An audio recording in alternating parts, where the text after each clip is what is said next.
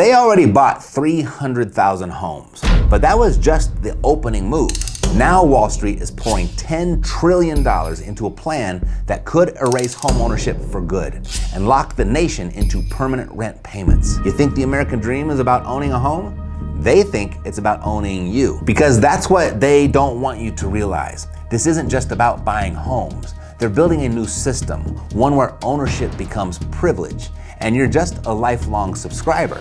No equity, no exit, just endless payments to Blackstone, Invitation Homes, or some faceless REIT with your neighborhood on its balance sheet. And the craziest part? This isn't a conspiracy. It's already happening. By the end of this video, you'll know exactly how this works, where the money is coming from, what their real end game is, and most importantly, how you can get in before the ladder gets pulled up for good. Because while the headlines are telling you you'll own nothing and be happy, I've got a different plan. You'll own something and you'll be ready. Let's start here. Wall Street firms now own over 300,000 single-family homes in America. BlackRock, Blackstone, Invitation Homes, Pretium Partners, Tricon Residential. These aren't landlords, these are empires, and they're not stopping.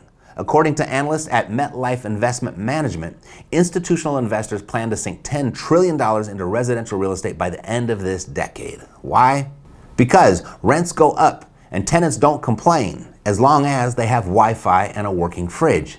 They're not investing in homes, they're investing in dependence. Here's how they win. They don't need to cash flow $300 a month on a rental. They just buy the whole zip code and control the comps. They rent the house next door to yours for $400 more than last year, and just like that, your rent goes up too. This isn't capitalism.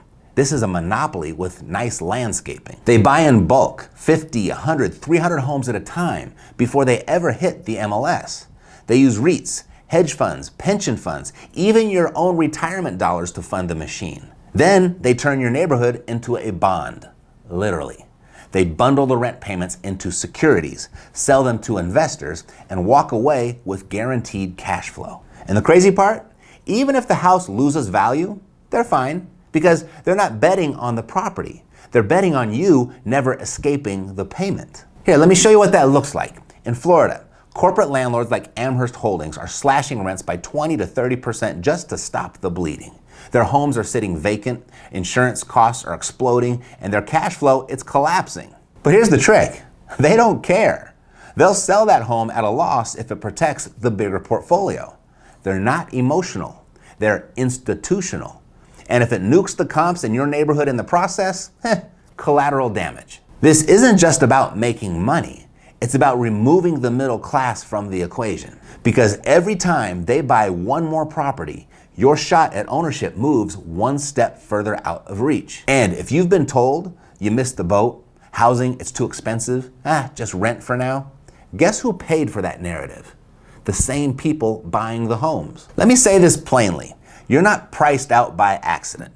You're priced out on purpose. But while everyone's arguing about affordability on X, Wall Street's executing its plan, quietly, systematically, and fast.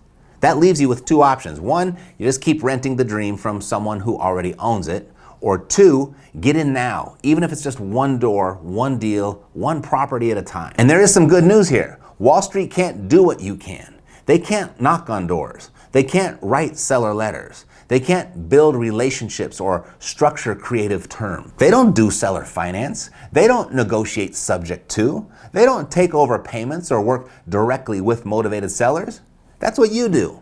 And that's your edge. Look, you're not going to outbid a hedge fund on Zillow, but you can outsmart them off market. Even if you don't have a fleet of boats in the water, you only need one to stay afloat. Just one deal, one cash flowing property, one wedge into the game before it's completely closed off. Because this tidal wave, it's happening with or without you. But if you know a rising tide lifts all boats, why would you stay on shore? Get a boat, even if it's small, even if it's ugly, even if it's your first. You don't have to build a Wall Street portfolio. You just need to own something before they own everything. If you're ready to stop renting the dream and start owning a piece of it, that's what we do over here. Show people creative ways to get in, even if you don't have the cash or credit banks require.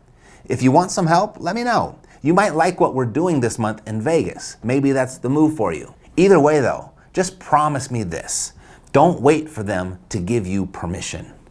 They never will. I'll link a document in the description below on how to get started with off-market real estate in case you want to dip your toe in the water and try this on your own for a while. And if this video shook you, just wait, because BlackRock isn't the only player on the board. There's someone else pulling strings behind the scenes, quietly making moves to take over their top dog position.